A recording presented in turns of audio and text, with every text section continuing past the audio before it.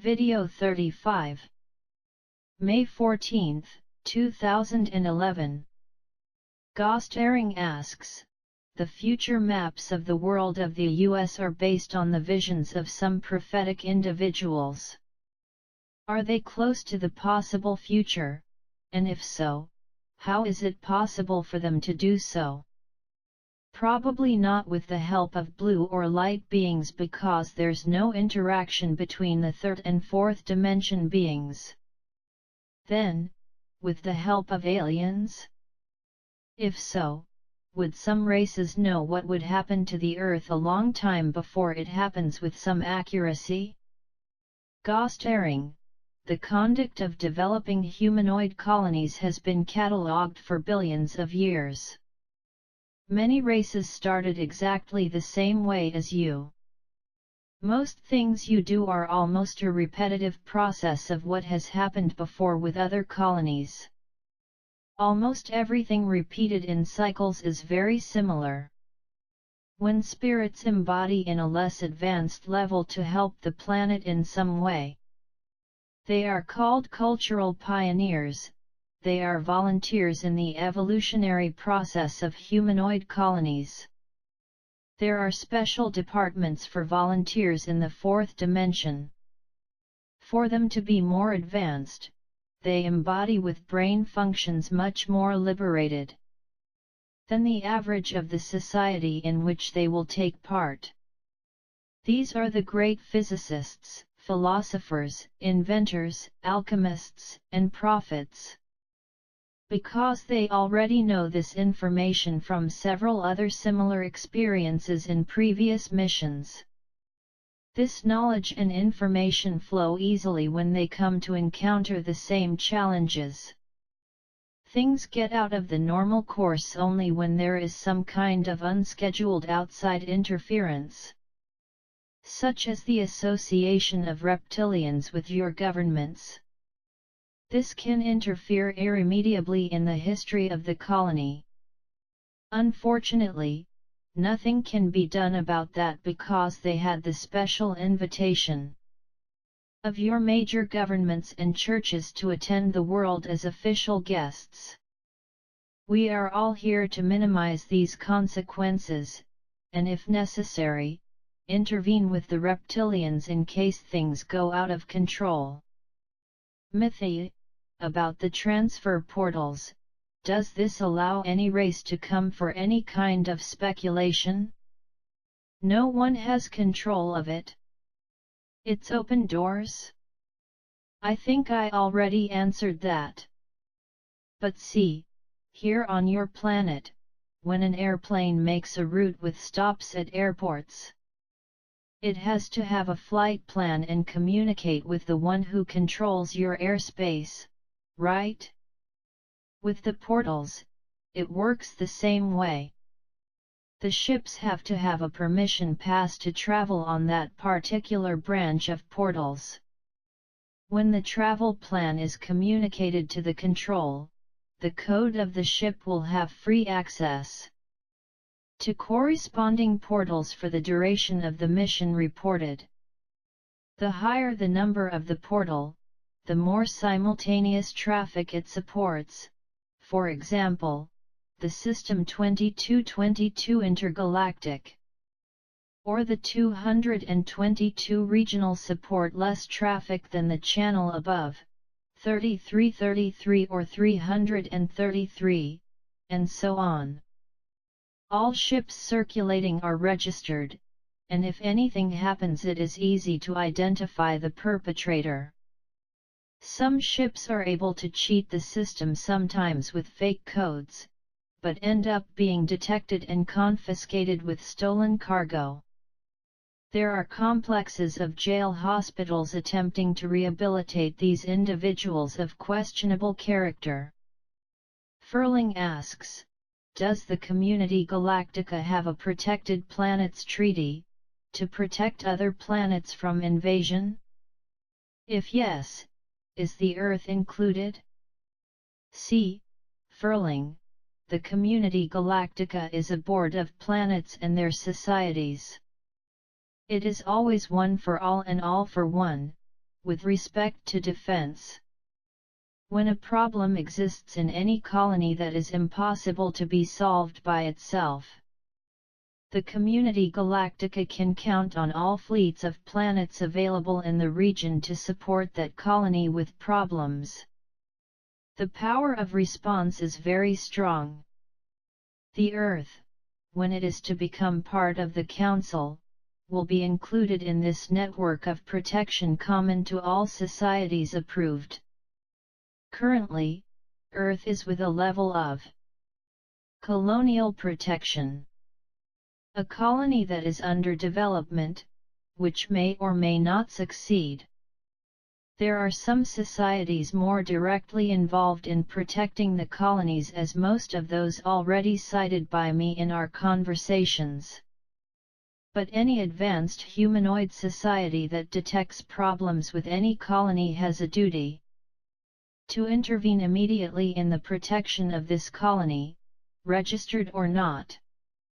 Do not worry about the invasion of your planet, we are here following the daily events.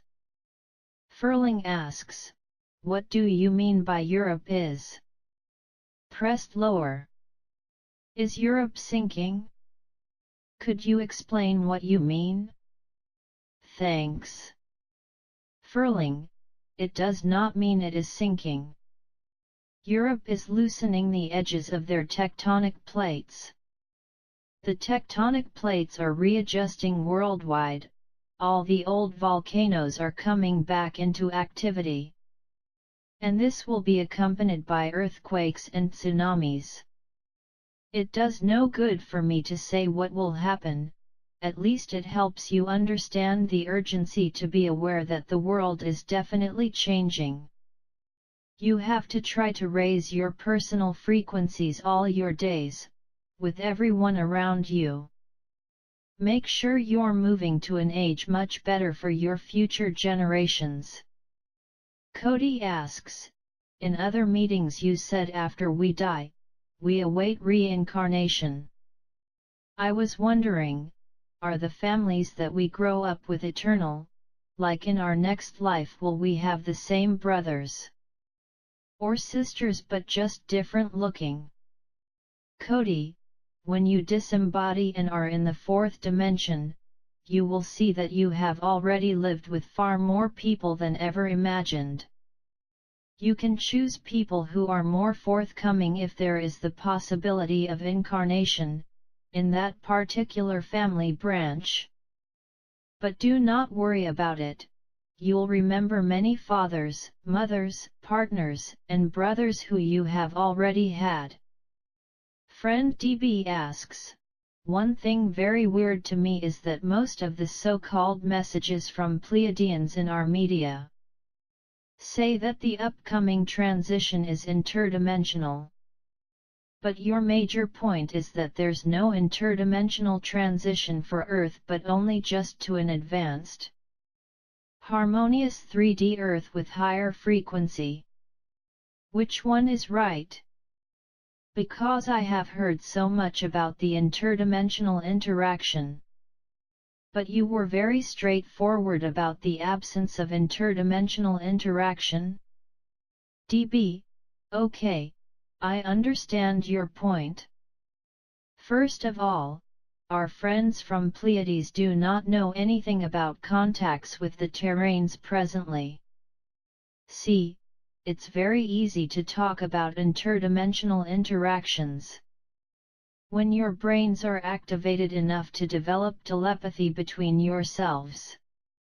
You still have to go through a lot of development before thinking of any such interaction.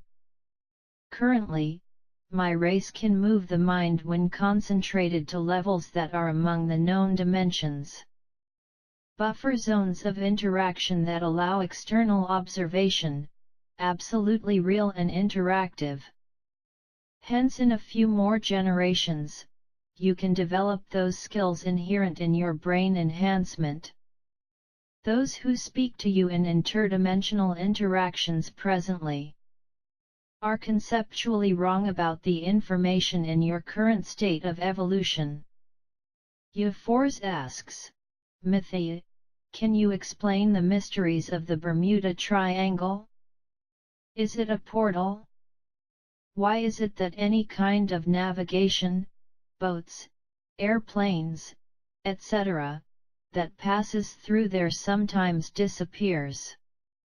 I heard that happened in 2 other places in the world. UFOs, the planet Earth, like most planets, has some areas that interact with tangential forces, resulting from the balance of the system with respect to all interactions of forces of the galaxy where it is supported. These are points of high conductivity channeled to the planet's core. Imagine this point as rings, where you hold ropes supporting a weight at a given relative position and maintaining a certain movement, seemingly floating in space.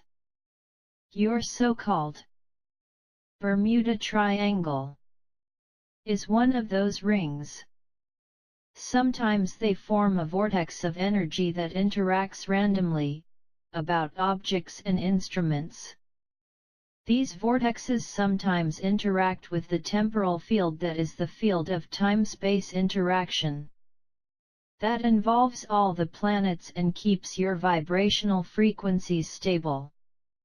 This can cause timing failures or hallways without definite relation of time and space, which can affect aircraft and ships for an indefinite period, depending on the intensity and duration of failures.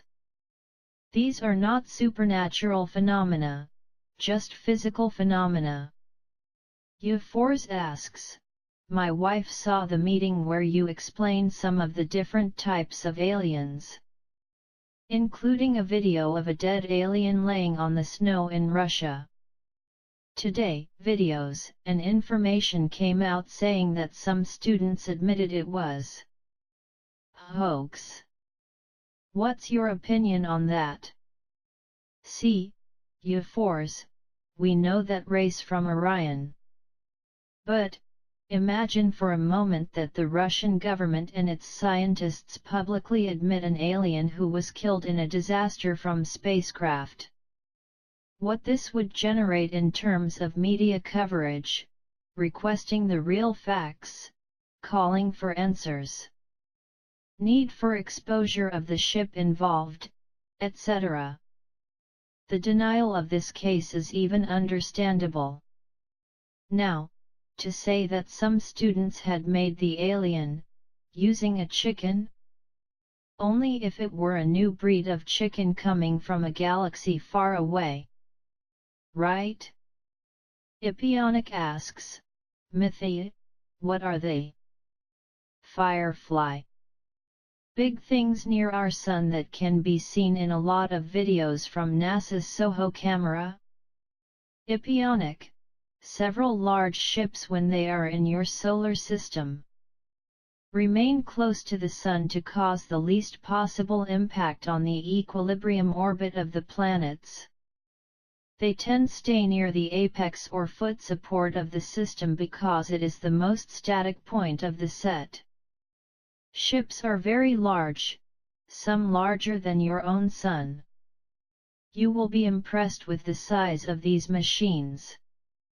When you can travel through your solar system and outer space. Therefore, you can be absolutely certain that through these pictures you are looking at really big spacecrafts. Moose asks, you stated in earlier meetings that the reptilians are building or have bases on Mars for the elite. And you also stated that we are not permitted to inhabit other bodies, but we are not yet a part of Community Galactica. So if the reptilians take or assist some humans there, Mars or any other body, they and the elite who go will be breaking Galactica rules, am I right? What will be done if this happens?